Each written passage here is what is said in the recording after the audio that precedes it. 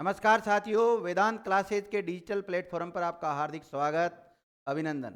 साथियों, हम समास टॉपिक के ऊपर चर्चा कर रहे थे। समास टॉपिक में हमारी 3 क्लास हो चुकी। आज ये चौथी और लास्ट क्लास होगी और इसमें हम सबसे पहले देखेंगे द्वंद्व समास के बारे में। द्वंद्व समास के बारे में देखेंगे। जो द्वंद्व शब्द है, अगर इसकी बात करें तो इसका अर्थ होता है जोड़ा। क्या होता है? जोड़ा या युग्म। और मैंने पहले भी बताया था, जिसमें पहला पद प्रदान होता है उसे अव्ययभाव समास, में दूसरा पद प्रदान होता है उसे तत्पुरुष समास कहते हैं। और तत्पुरुष समास के जितने भी उपभेद है उन सब में भी कौन सा पद प्रदान होगा? दूसरा पद प्रदान होगा। हालांकि कुछ अपवाद स्वरूप मिलता है, जैसे उपपद में नहीं होता है, उपपद में दूसरा पद प्रदान ना होकर उसमें सहायक या उपपद के रूप में वो होता है। ठीक है, लेकिन वो अलग मामला है।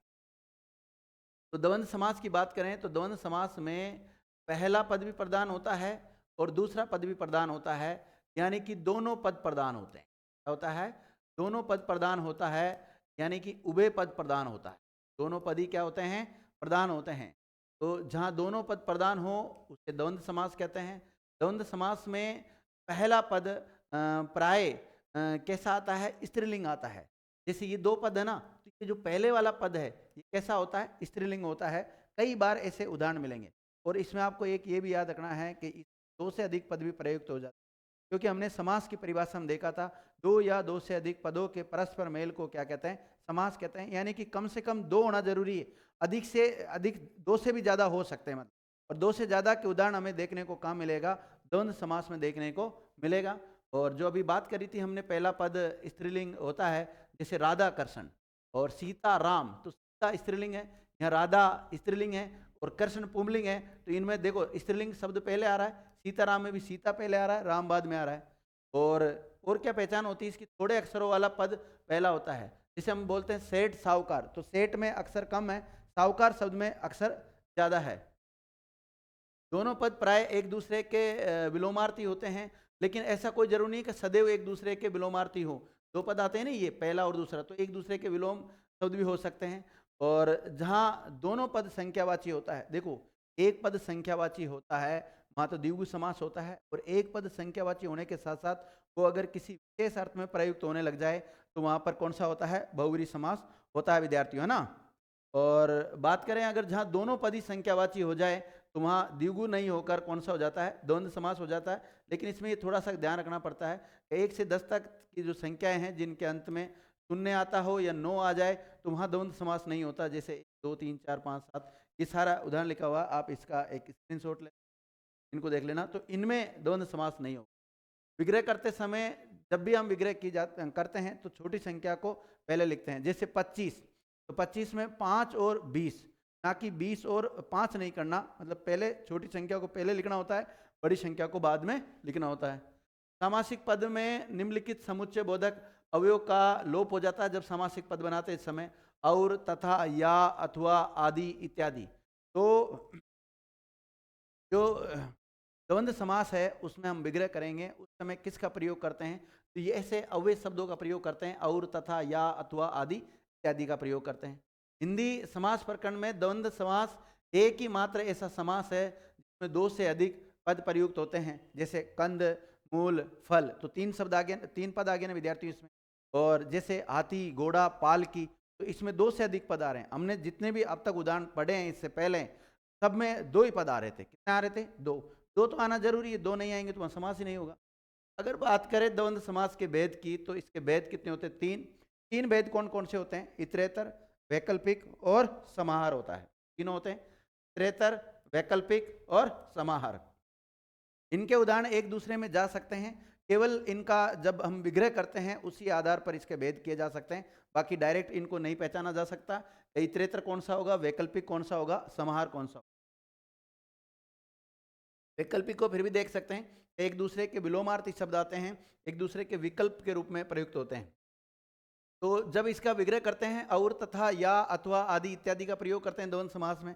अगर विग्रह करते समय अगर हम और का प्रयोग कर रहे हैं या तथा का प्रयोग कर रहे हैं, या विद्यार्थियों या का प्रयोग कर रहे हैं, अथवा अथवा का प्रयोग कर रहे हैं, या फिर आदि और इत्यादि का प्रयोग कर रहे हैं, आदि या इत्यादि का प्रयोग करें। आदि और इत्यादि का जिनमें प्रयोग होता है वो समाहार द्वंद्व समास होता है, और जिनमें या अथवा का प्रयोग होता है उसे क्या बोलते हैं, वैकल्पिक द्वंद्व समास कहते हैं। और जिसमें और तथा का प्रयोग होगा उसे क्या बोलेंगे, इतरेतर द्वंद्व समास बोलेंगे। आगे देखते हैं इन सब की पहचान। सबसे पहले आया है इतरेतर द्वंद्व समास। जहाँ दो अलग अलग पद प्रयुक्त हो इतरेतर द्वंद्व समास कहलाते हैं। विग्रह करते समय और का प्रयोग किया जाता है। साथ साथ ये पद स्वतंत्र भी होते हैं, लेकिन 1 से लेकर 9 तक सभी पूर्ण संख्याओं को छोड़कर अपूर्ण संख्याएं भी इतरेतर द्वंद्व समास में आएगी। जैसे 1 2, अब आपसे पूछे 5 एक शब्द है, 5 जो पद है इसमें कौन सा समास होगा, इसमें कोई समास नहीं है, क्योंकि कम से कम 2 पदों का होना जरूरी है। ओके, फिर जैसे माना कि 25 दे दिया तो 25 में हो जाएगा 5 और 20 हो जाएगा, ठीक है। ऐसे 24 दे दिया तो 4 और 20 हो जाएगा। इसी प्रकार कई उदाहरण मिलते हैं, जैसे माता पिता, तो इसका विग्रह करते समय क्या करेंगे, हम और का प्रयोग करेंगे। एक विद्यार्थियों हमने ये बात नहीं लिखी यहाँ पर द्वंद्व समास में, इसमें प्राय योजक चिन्हों का प्रयोग होता है। का प्राय योजक चिन्हों का प्रयोग होता है, यहाँ नहीं लिखा, यहाँ आप नोट कर लेना, योजक चिन्ह का प्रयोग होता है। योजक चिन्ह होता है, इंग्लिश में हाइपन बोलते हैं, ऐसा चिन्ह लगाते हैं जैसे 2 के बीच में, माता और पिता के बीच में जैसे ये चिन्ह आ रहा है ये वाला, तो योजक चिन्ह कहते हैं, हाइपन साइन कहते हैं। तो माता, कुछ नहीं करना आपको, इस चिन्ह को हटाकर इसकी जगह पर और जोड़ दो, माता और पिता हो जाएगा। राधा कृष्ण का क्या हो जाएगा, राधा और कृष्ण हो जाएगा। सीता राम का क्या हो जाएगा, सीता और राम। राधा मोहन का क्या होगा, राधा और मोहन। भाई और बहन का क्या हो जाएगा, भाई बहन हो जाएगा। पिता पुत्र का पिता और पुत्र हो जाएगा। देश और विदेश, देश और विदेश हो जाएगा इसका। और धनुर्बाण का क्या हो जाएगा, धनुष और बाण। 24 का क्या हो जाएगा, 4 और 20। 68 का क्या हो जाएगा, 8 और 60 हो जाएगा। दाल रोटी का क्या होगा, दाल और रोटी। गाय भैंस का क्या होगा, यहाँ पर इतरेतर द्वंद्व समास के अनुसार विग्रह बता रहा हूं मैं, वैकल्पिक और समाहार के अनुसार नहीं बता रहा हूं, या फिर डायरेक्ट आप ये कह सकते हैं द्वंद्व समास के अनुसार पढ़ रहे हैं, ठीक है। स्त्री और पुरुष का, स्त्री और पुरुष हो जाएगा। राम लक्ष्मण का, राम और लक्ष्मण हो जाता है। राम कृष्ण का क्या हो जाता है, राम और कृष्ण हो जाएगा। और गौरी शंकर का, गौरी और शंकर। और हरि हर, हरि कहते हैं विष्णु को, हर कहते हैं महादेव को। कई बार बोलते हैं ना हर हर महादेव, यानी हर महादेव के लिए आता है। और हरि किसके लिए आता है, विष्णु के लिए आता है, विष्णु भगवान के लिए आता है। राम बलराम, राम और बलराम आ जाता है विद्यार्थियों। हाथी घोड़ा, हाथी और घोड़ा क्या हो जाएगा, हाथी और घोड़ा आ जाएगा। इस प्रकार राजा रानी का क्या हो जाएगा, राजा और रानी। लाल पाल बाल, देखिए मैंने बताया था 2 से अधिक पद आगे, लाल पाल बाल, तो लाल और पाल और बाल, देखो 3 प्रकार से, 2 प्रकार से हम इसका विग्रह कर सकते हैं, लाल और पाल और बाल। नहीं तो फिर ऐसे कर लो, लाल फिर इसके बाद में अल्प विराम लगा लो, पाल और बाल, इस प्रकार से भी हो सकता है। तो लाल पाल बाल का क्या हो जाएगा, लाल और पाल और बाल। ऐसे कंद मूल फल, कंद और मूल और फल, नहीं तो फिर कंद मूल और फल कर लेना। तन मन धन, तन मन और धन हो जाएगा। आन बान शान, आन बान और शान, या फिर ऐसे कर लो, आन और बान और शान। हाथी घोड़ा पालकी, जे कन्हैयालाल की मत बोल देना, हाथी घोड़ा पालकी, तो हाथी और घोड़ा और पालकी, या फिर हाथी अल्प विराम घोड़ा फिर और पालकी। रोटी कपड़ा मकान, रोटी कपड़ा और मकान हो जाएगा। 45 का 5 और 40 हो जाएगा। 81 का 1 और 80 हो जाएगा। 23 का 3 और 20 हो जाएगा। भीमार्जुन, भीम और अर्जुन हो जाएगा। गंगा यमुना का विग्रह क्या होगा, गंगा और यमुना। हाथी घोड़ा का हाथी और घोड़ा हो जाएगा। माँ बाप का माँ और बाप। चिट्टी पाती, चिट्टी और पाती हो जाएगा। बेटा बेटी, बेटा और बेटी। दाल भात, दाल और भात। नाक कान, नाक और कान हो जाएगा। अन्न जल, अन्न और जल हो जाएगा। कुछ नहीं करना आपको, ये जो चिन्ह आ रहे हैं ना, योजक चिन्ह आ रहा है, इसकी जगह और जोड़ना है। सुत वित नारी, 3 पद आगे, कुछ मत करो और जोड़ दो, सुत वित और नारी लिख लो इसको, ठीक है। इसी प्रकार बात करें हैं हम, दूसरा द्वंद्व समाज का जो भेद आता है उसका नाम है वैकल्पिक। क्या नाम है, वैकल्पिक है। वैकल्पिक द्वंद्व समास की पहचान ये है कि इसका विग्रह करते समय या अथवा का प्रयोग करते हैं। इसमें एक दूसरे के विलोमार्थी होते हैं। जो पद आते हैं ना, एक ये 2 पद आए माना कि, तो एक दूसरे के विपरीतार्थक शब्द होंगे, विलोमार्थी शब्द होंगे, या फिर विकल्प के रूप में प्रयुक्त होगा। जैसे थोड़ा, ये क्या है, थोड़ा बहुत, तो इसका विग्रह करेंगे जब क्या हो जाएगा, थोड़ा या बहुत हो जाएगा।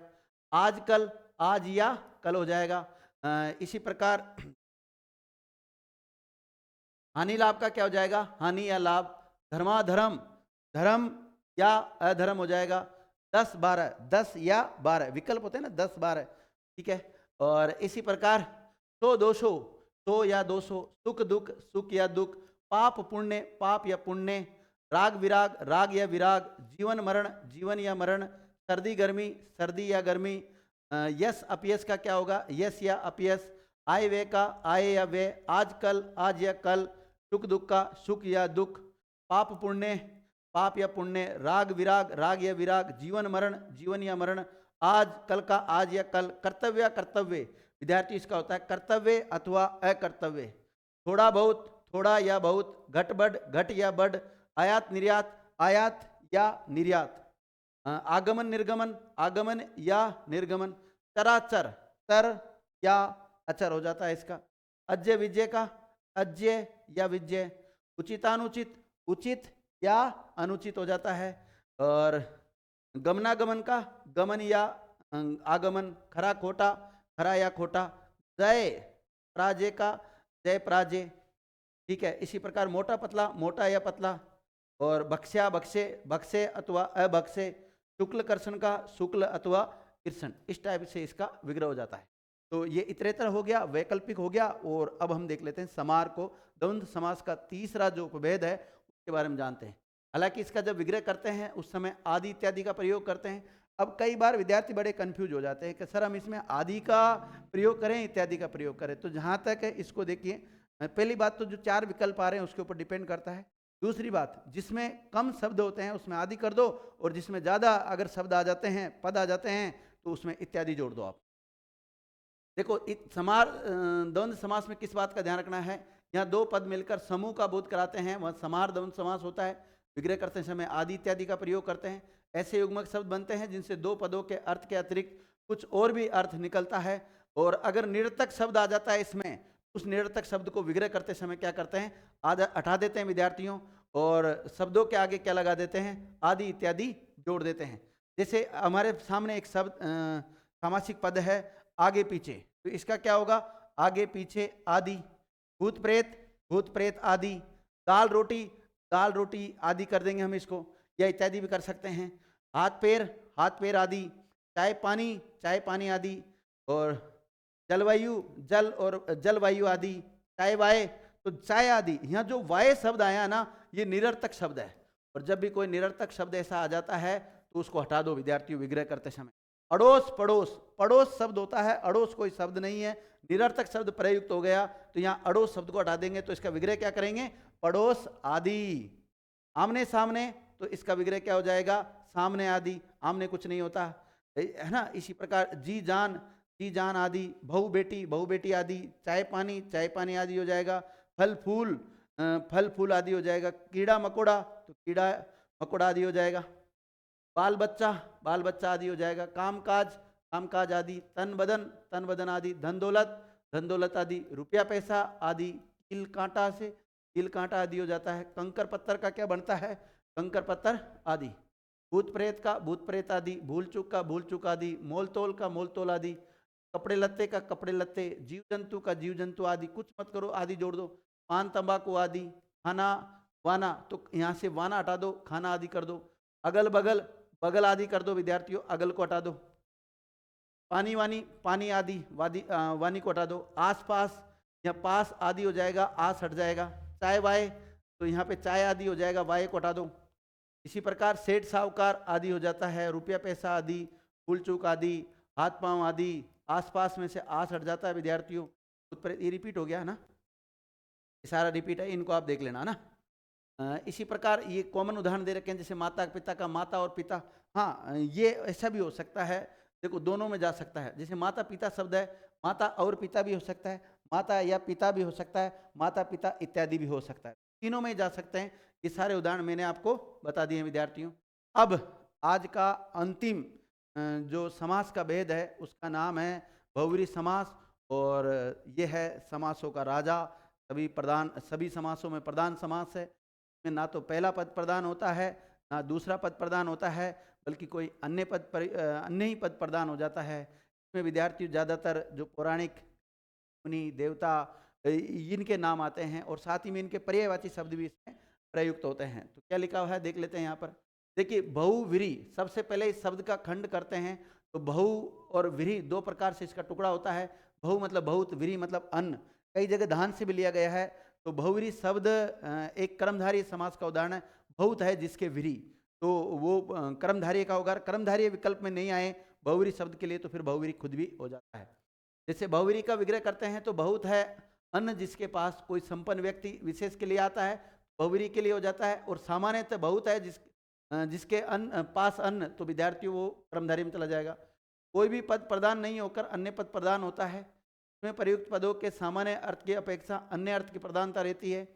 और इसका जब विग्रह करते समय इन बातों का ध्यान रखना पड़ता है। वाला है, जो, जिसका, जिसकी, के, वह, यानी कि जो का प्रयोग करते हैं, जो के साथ जितने भी कार्य के रूप आते हैं उनका प्रयोग किया जाता है। इसमें रूढ़ शब्द के उदाहरण आते हैं ज़्यादातर। विग्रह करते समय पर्यायवाची शब्दों का प्रयोग नहीं करते, पहले ही बताया आपको, पर्यायवाची शब्दों का प्रयोग नहीं करते विग्रह समय। लेकिन बहुव्रीहि समास में को समासों का राजा या प्रधान कहा जाता है। इसमें पौराणिक देवी देवताओं, ऋषि मुनियों, संतों, महात्माओं, इसके अलावा जो प्रसिद्ध स्थल है उनके जो शब्द है वो आते हैं, साथ ही में उनके पर्यायवाची शब्द भी आते हैं। ठीक है, जैसे सरस्वती माता का जो पर्यायवाची शब्द मिलता है, वाग्देवी, हंसासिनी, वीणा पाणी, पद्मासन, ये सब किसके हैं विद्यार्थियों? ये सब उदाहरण है सरस्वती माता के पर्यायवाची है, ये सब इसमें आ जाते हैं। वाग्देवी का विग्रह क्या होगा? वाग की है जो देवी, हंसासिनी हंस है आसन जिसका, पद्मासन पद्म है आसन जिसका। अब लक्ष्मी के लिए भी आता है हालांकि पद्मासन शब्द। वीणा पाणी, वीणा है पानी में जिसके, पानी का मतलब लिया गया है, हाथ से लिया गया है। ये सब सरस्वती के पर्यायवाची। तो माता पार्वती के भी कुछ पर्यायवाची शब्द है, जैसे गिरिजा, अन्नपूर्णा, शैल नंदिनी, शैलजा और हिमसुता। हिमसुता का अगर हम सामासिक विग्रह, इसका समास विग्रह करें तो हिम की है जो सुता, हिम मतलब हिमालय, सुता मतलब पुत्री, जो हिमालय की पुत्री है उसे कहा गया पार्वती। इसको पार्वती कहते हैं क्योंकि पर्वत की पुत्री होने की वजह से पार्वती कहा गया। शैलजा, शैल से जन्म लिया है जिसने, शैलजा। और गिरिजा, गिरी से जन्म लिया है जिसने। अन्नपूर्णा, अन्न से पूर्ण करने वाली है जो। शैल नंदिनी, शैल की है जो नंदिनी, इसलिए पार्वती के ये सब पर्यायवाची मिलते हैं ना। तो ये ज़्यादा कठिन नहीं है, वैसे इनको एक दो बार देख लेना, इससे आपका पर्यायवाची जो वाला जो पार्ट है वो भी ठीक हो जाएगा। देखिए अगर हम बात करें जनक नंदिनी, तो ये जो सीता माता है इसके पर्यायवाची जनक नंदिनी कहते हैं, भूमिजा कहते हैं, राम प्रिया कहते हैं, क्योंकि राम की प्रिया है जो, राम की है जो प्रिया सीता। और जनक नंदिनी इसलिए कहते हैं क्योंकि राजा जो जनक है उसकी नंदिनी है, विदेह के जो राजा थे जनक, उनकी पुत्री है, इनका जन्म भूमि से हुआ है, तो इसलिए भूमिजा कहते हैं। भूमि से जन्म लिया है जिसने, भूमिजा। ठीक है, इसी प्रकार गणेश जी के बहुत सारे मिलते हैं, लंबोदर, वक्रतुंड, गिरिजानंदन, गणपति, एक दंत, मूषक वाहन, मोदक प्रिय, ये सब इसमें जाएंगे, बहुव्रीहि समास में जाएंगे। अगर इनका विग्रह की बात करें, लंबोदर का जो समास विग्रह है वो क्या होता है? लंबा है उदर जिसका, उदर मतलब पेट, एक दंत, एक है दंत जिसके। वक्र तुंड, वक्र है तुंड जिसका, वक्र मतलब टेढ़ा, वक्र का मतलब क्या होता है? टेढ़ा होता है। और यहाँ तुंड का मतलब किससे लिया गया? मुख से लिया गया। गिरिजानंदन, गिरिजा विद्यार्थी पार्वती को कहते हैं, और पार्वती के जो नंदन, नंदन का मतलब होता है पुत्र, इसलिए इसको गिरिजानंदन कहते हैं, यानी कि गिरिजा का है जो नंदन। मोदक प्रिय कहते हैं क्योंकि मोदक विद्यार्थी यानी लड्डू इसको प्रिय है, इसलिए मोदक है प्रिय जिसको क्या कहते हैं? मोदक प्रिय। गणपति क्यों कहते हैं? गणों के गणों का है जो पति, को क्या कहा गया? गणपति कहा गया। यहाँ गण से तात्पर्य क्या है? जो शिव के भक्त है उनको गण कहा गया है। इसी प्रकार जो कामदेव है उसके जो पर्यायवाची शब्द वो भी सारे इसमें आ जाते हैं, जैसे अनंग, रतिकांत, कुसुम सर, मनसिज, पंच सर और मकर ध्वज, मनोज वगैरह सब ये कामदेव के पर्यायवाची।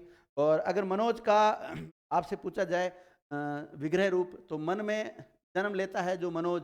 मकर ध्वज, मकर का ध्वज है जिसका, पंच सर, पांच सर है जिसके। मनसिज, मन में सर्जित होता है जो। कुसुम सर क्यों कहते हैं? कुसुम के है सर जिसके, कुसुम मतलब फूल और सर मतलब बाण, तो कामदेव का जो बाण है वो किसका बना हुआ है? फूलों का बना हुआ है, इसलिए कुसुम सर कहते हैं। रतिकांत, रति का है जो कांत, कांत मतलब पति। अनंग, विद्यार्थियों कामदेव के कोई अंग नहीं है, बिना अंग का है जो, इसलिए इसको क्या कहते हैं? हम कामदेव कहते हैं। कामदेव के सारे पर्यायवाची आ जाते हैं। साथ ही में कृष्ण भगवान के सारे पर्यायवाची शब्द आ जाते हैं इसमें। पीताम्बर, ब्रजवल्लभ, नंदनंदन, मधुसूदन, कंसारी, घनश्याम, गिरिधर, मुरारी, ये सब कृष्ण भगवान के पर्यायवाची है। अगर हम पीतांबर का समास विग्रह करें तो होता है पीत है अंबर, जिसके पीत मतलब पीले, अंबर मतलब वस्त्र। वर्ज बल्लभ, वर्ज का है जो बल्लभ, वर्ज बल्लभ क्यों कहते हैं? वर्ज का है जो बल्लभ, बल्लभ का मतलब होता है स्वामी। नंद नंदन, नंद का है जो नंदन, और नंदन का मतलब होता है पुत्र। क्या होता है? पुत्र। मधुसूदन, मधु का सूदन किया है जिसने, मधु एक राक्षस विशेष थे विद्यार्थियों, और इन्होंने सूदन, सूदन का मतलब वध, वध किया था, इसलिए कृष्ण भगवान को क्या कहते हैं? मधुसूदन कहते हैं। मुरारी, मुर नामक राक्षस के ये अरि है, अरि मतलब शत्रु है, इनको क्या कहते हैं? मुरारी कहते हैं। गिरिधर, गिरि नामक जो पर्वत है विद्यार्थियों, गिरि को धारण किया है जिसने, गिरिधर।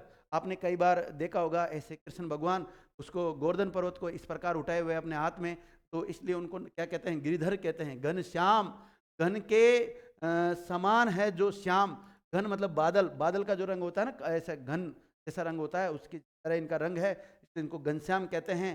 कंसारी कहते हैं इनको, कंस इनके मामा थे, और अरि मतलब शत्रु, कंसारी कंस के शत्रु होने की वजह से इनको क्या कहा गया है?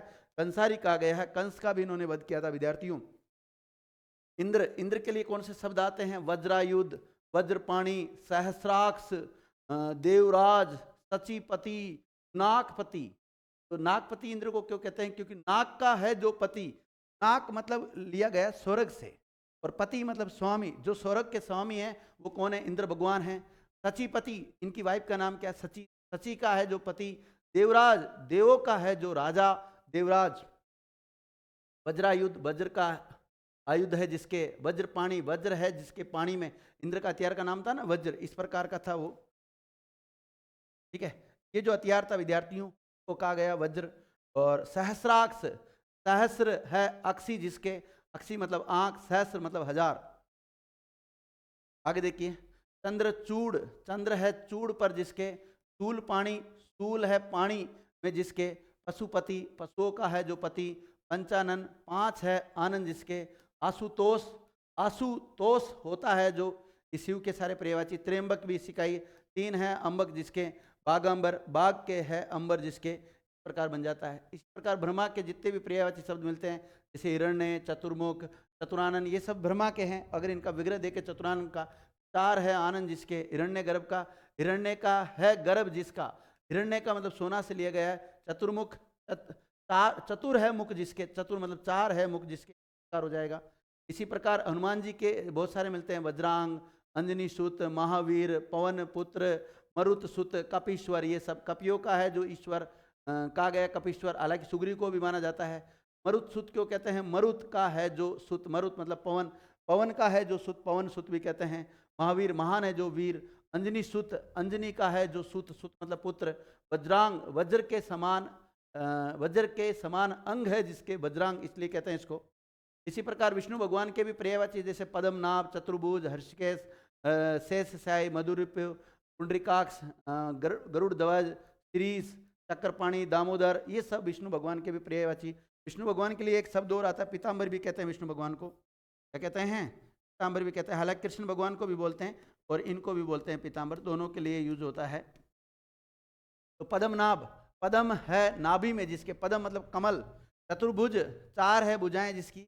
रहीसिकेश, रैशिक यानी इंद्रियों का है जो ईश, स्वामी विष्णु और कृष्ण भगवान दोनों के लिए आता है। पुंडरीकाक्ष, पुंडरीक के समान है अक्षी जिसकी, अक्षी मतलब आंख। गरुड़ ध्वज, गरुड़ का है ध्वज जिसका। श्रीश, श्री मतलब लक्ष्मी, ईश मतलब स्वामी, श्री के है जो ईश। चक्र पाणी, चक्र है पानी में जिसके, पानी मतलब हाथ से लिया गया है। दामोदर, दामन से बंधा हुआ है। उदर, उदर पेट जिसका, विष्णु भगवान और कृष्ण भगवान दोनों के लिए आता है। मधुरूपी कहते हैं, मधु नामक राक्षस का इन्होंने वध किया था, इसलिए इनको मधुरूपी कहते हैं। इसी प्रकार राम के बहुत सारे पर्यायवाची शब्द मिलते हैं, जैसे दशरथ नंदन है, रघुनाथ है, रघुपति है, पुरुषोत्तम है, पुरुषोत्तम भी आता है विद्यार्थियों। इसके अलावा आपाद मस्तक भी आता है। आजानुभाव आता है, आजानुभाव। ये सब विद्यार्थियों राम के पर्यायवाची। रघुपति, रघु का है जो पति, रघु मतलब रघु कुल का है जो पति। दशरथ नंदन इसलिए कहते हैं, दशरथ का है जो नंदन। रघुनाथ इसलिए कहते हैं, रघु का है जो नाथ। इस प्रकार बलराम के भी पर्यायवाची मिलते हैं, रेवती रमन, रोहिती नंदन, हलधर, हल को धारण करता है जो, रेवती रमन रेवती को रमन करता है जो, ये सारे शब्द इसके लिए आ जाते हैं। ठीक है, इसी प्रकार कर्ण के लिए आता है सूत पुत्र, अंगराज, सूर्य पुत्र। सूर्य का है जो पुत्र, सूत पुत्र यानी कि सूत यानी सारथी का है जो पुत्र, अंगराज अंग देश का है जो राजा। ये सब कर्षण के लिए, इसके कर्ण के लिए आते हैं। इसके अलावा भी बहुत सारे शब्द है, जैसे सिंह वाहिनी है, युधिष्ठिर है, गांडीवधारी है। सिंह वाहिनी सिंह है वाहन जिसका दुर्गा के लिए आता है। युधिष्ठिर युद्ध में स्थिर रहता है जो धर्मराज के लिए आता है। गांडीवधारी गांडीव को धारण करता है जो अर्जुन के लिए कहा गया, गांडीवधारी अर्जुन को कहते हैं। लोकनायक, लोक का है जो नायक, लोक का है जो नायक, वह जो लोक का नायक है, बहुव्रीहि समास में आता है। ये आजानुभाव, ये अव्ययभाव समास में भी आता है, बहुव्रीहि समास में भी आता है, बताया अभी। वीणा पाणी, वे जिनके पाणी, ये तो अभी बता ही दिया था। वाग देवी, वाग की है जो देवी। इसके अलावा वाचस्पति, वाग का है जो पति, बृहस्पति के लिए आता है। धनंजय, धन को जय करता है जो अर्जुन के लिए आया है। अनंत, न अंत या नहीं है जिसका अंत, हालांकि नए तत्पुरुष समास में भी जाता है। त्रिभुज, तीन भुजाओं का समूह, त्रिभुज इसमें भी जाता है और ये बहुव्रीहि में भी जा सकता है। वीणा धारिणी, वे जो वीणा को धारण करती है, इसके लिए आता है। पद्मासना, वे जो पद्म को का आसन वाली है, सरस्वती और लक्ष्मी के लिए पद्मासन शब्द आता है। पीताम्बर, पीत ये तो हो गया, मनसीज हो गया। मुरलीधर, मुरली को धारण करने वाला कृष्ण भगवान के लिए आता है। चक्रधर, वे जो चक्र को धारण करते हैं। कामदेव हो गया विद्यार्थियों, वह जो काम के देव है। काम का मतलब कामना, इच्छा, जो वासना होती है, काम। कुसुम सर, वे जिनके कुसुम के सर है, ये भी है। ये हो गया। चतुर्भुज हो गया, मनोज हो गया। द्वारकाधीश नहीं हुआ, वह जो द्वारका के धीश है उनको क्या कहते हैं, द्वारकाधीश कहते हैं, कृष्ण भगवान के लिए आता है। पुष्प धनुआ, वे जिनका धनुआ पुष्पों से निर्मित है, कामदेव के लिए आता है। पंच सर आता है। मनमत, वे जो मन को मत्ते हैं, कामदेव के लिए आता है मनमत शब्द, ठीक है। झस केतु, झस का केतु है जिनका, वो ये भी कामदेव का पर्यायवाची है। आशुतेश, शिव के लिए आता है। महेश्वर, महान है जो ईश्वर के लिए आता है। पशुपति, वे जो पशुओं के पति है, स्वामी है, उनको कहते हैं, शिव के लिए आता है। नीलकंठ, वह जिसका कंठ नीला है या नीले कंठ वाला है, उसको शिव के लिए आता है। अंशुमाली, वे जिनके किरणों की माला है, यानी कि अंशु की माला है, उसको कहते हैं विद्यार्थी। मीन केतु, ये भी कामदेव के लिए आता है। चंद्रचूड़, वे जिनके चंद्र पर चूड़ है, वो उसके। त्रिलोचन, त्रियंबक, त्रिनयन, ये सब आ जाता है। शूल पाणी, वे जिनके पानी में शूल है, शिव को ले आता है। एक दंत हो गया। दिनकर, वे जो दिन को करता है, सूर्य का पर्यायवाची है, ध्यान रखना। अहरपति, ये भी सूर्य के लिए आता है। सुधाकर, वह सुधा को संभव करता है चंद्रमा के लिए। तमोहर, वह जो तम को हरण करता है, चंद्रमा के लिए आता है, अंधकार को दूर कर। गिरिजानंदन आ गया। गणनायक, गणों का नायक। शुक्राचार्य, सूर्य पुत्र, ये तो सारे हो गए। सहस्र मरीचि, वे जिनके सहस्र मरीचि हैं, उनको कहते हैं विद्यार्थी, सूर्य का पर्यायवाची है। वक्र तुंड आ गया। मूसक वाहन, जिनका मूसक है वाहन, गणपति के लिए आता है। गणपति और गणों का पति। लंबोदर, सुतपुत्र, अंगराज, ये तो हो गया विद्यार्थी, रिपीट है सब। आदित्य सुत, वह जो आदित्य का सुनु है, आदित्य सुनु कहा गया, कर्ण को कहा गया है। हिमतनया, वह जो हिम की तनिया, तनिया यानी पुत्री, पार्वती के लिए आता है। शैलनंदिनी हो गया, रघुपति हो गया, पुरुषोत्तम हो गया, सिंह वाहिनी हो गया। रवि नंदन, वह जो रवि का नंदन है, कर्ण के लिए आता है। रवि मतलब सूर्य, रवि किसको कहा गया है, सूर्य को कहा गया है। इमसूता, वह जो इम की सूता है। शैलजा हो गया, शैल तनया, शैल की है जो तनी। राजीव लोचन, वह जिसके लोचन राजीव के समान है विद्यार्थी, उसको राजीव लोचन कहा गया है। अष्टभुजा, वह जिसके अष्टभुजाएं हैं, दुर्गा का पर्यायवाची मिलता है। वह जो जगत की अम्बा है, जगदम्बा। इष्टर हो गया, धनंजय हो गया। हलधर, वह जो हल को धारण करता है, बलराम के लिए आता है। वाचस्पति हो गया। दिवाकर हो गया। इंद्रधनुष, वह जो इंद्र का धनुष है, बरसात में जो विशेष रूप से जो धनुष बनता है, उसको इंद्रधनुष कहते हैं। सीकर वासिनी, सीकर, वह जो सीकर पर वास करती है, दुर्गा। कौनते, वह जो कुंती का पुत्र है, युधिष्ठिर अर्जुन के लिए। रोहिणी नंदन, वह जो रोहिणी का नंदन है। रेवती रमन, वह जो रेवती के साथ रमन करता है, बलराम के लिए। अंशुधर हो गया। सुधाकर हो गया। नीरद, वह जो नीर को देता है, बादल का पर्यायवाची है, ध्यान रखना। गुरुमुखी, गुरु के मुख से निकलने वाली जो होती, गुरु कहते हैं। वसुंधरा, वह जो वसु धारण करती, वसु मतलब रत्न या धन को लिए गया। नरेश, वह जो नरों का ईश है, राजा विशेष किया जाता है। त्रिवेणी, तीन वेणियों का समूह। द्वारा, गुरु का द्वार या स्थान, सिखों का जो धर्मस्थल होता है, द्वारा कहते हैं। अनाथ, वह जिसका कोई नाथ नहीं है, उसको अनाथ कहते हैं। जलादि, वह जल को धारण करता है। 12 सिंगा, 12 सिंगों वाला पशु आता है। चक्षु सर्वा, वह जो चक्षु श्रवण करता है, भूपति, दुर्वासा, रामायण, ये सब विद्यार्थी बहुवीरी समास उदाहरण में जाएंगे। श्वेतांबर, श्वेत है अंबर जिसके, महावीर इसमें आ जाएगा। लोकसभा, लोक यानी लोगों की सभा। कन फटा, कान है फटे हुए जिसके। गोरक्षनाथ जो पर्वतित नाथ संप्रदाय है उससे। राजपूत, राजाओं का पुत्र या जाति विशेष आता है। निगोड़ा, बिना गोड़ पैर वाला या निराश्रित जो होता है, हालांकि ये अव्ययभाव समास में जाता है। निर्जन, जो स्थान जन से रहित हो। दिगंबर भी आता है, अव्यय भी आता है। प्राप्तोदक, कटघरा, प्राप्तोदक, प्राप्त है उदक जिसे, जिसका तर्पण हो गया उसको प्राप्तोदक कहते हैं। प्रतिकूल, कूल के विपरीत यानी कि विरोधी भाव वाला होता है उसको प्रतिकूल कहते हैं। इसमें अव्यय भाव समास गण भी होता है। अनुचर, अनु यानी कि अनुचर करने वाला, अनु पीछे चलने वाला अनुचर कहते हैं। कटजीबा, अशुभ या निंदनीय वाचक होता है। छिन्नमस्ता, जिसका मस्तक छिन्न कटा हुआ हो, ऐसी देवी विशेष को विद्यार्थी छिन्नमस्ता कहते हैं। और दत्त चित्त, जिसके ने अपने चित्त को पूर्णता किसी कार्य हेतु दत्त दिया हो, व्यक्ति कहता है। निमग्न, मक्खी चूस, मक्खी को भी चूस लेने वाला मक्खी चूस कहता है। अनुकूल, कुल की ओर या पीछे अनुसरण करने वाला। कलमुहा, जिसका मुंह काला है। तिलांजलि, तिलों को अंजलि। अद्वितीय, जिसके पास समान कोई दूसरा न हो। तल्लीन, सरदे, ये सारे शब्द विद्यार्थियों के उदाहरण बन जाते हैं। खड़ी बोली, जो बोली खड़ी है, हिंदी भाषा की एक बोली विशेष है, बहुवीरी समास रखा जा सकता है। मध्यधर, धारा के मध्य में हो जाता है। पनवाड़ी, पान की बाड़ी। जितेंद्रिय, वह जिसने इंद्रियों पर विजय प्राप्त कर ली है। सजग, जो यानी जागरण के साथ है। तपोधन, तप ही धन है जिनका वह तप। श्वेत पत्र, जो सब पत्र श्वेत रंग का है, यथा स्थिति को बताने वाला सरकारी जो आलेख होता है श्वेत पत्र। सिर फिरा, जिसका सिर फिरा हुआ है ऐसा व्यक्ति। सन की, या जिसकी मति भ्रष्ट हो जाती है उसको फिरा कहते हैं। चलता पुर्जा, जो पुर्जा चलता हुआ है। निर्मल, जो मल से रहित है। सफल, जो फल के साथ उत्तीर्ण। पतझड़, वह जो मौसम विशेष वृक्षों में पत्ते झड़ जाते हैं, तो उसमें रखा जाता है। सपत्नीक, वह जो पत्नी। नाक है कटा जिसका, या बेश्रम उत्पादी व्यक्ति को भी कहते हैं। गहावलोकन, सिंह की तरह अवलोकन, आगे बढ़ते हुए पीछे बातों पर भली भांति दृष्टिपात कर लेता है। राजरोग, रोगों का जो राजा है। यक्ष्मा, असाध्य रोग विशेष। सचेत, जो चेत सात है। शाका मृग, शाखाओं पर रहने वाला, दौड़ने वाला मृग। पतिव्रता, एक पति का व्रत लेने वाली। विहंग अवलोकन, विहंग यानी पक्षी का अवलोकन, पक्षी जैसे आकाश में उड़ते मोटे तौर पर वस्तुओं का अवलोकन कर लेते हैं।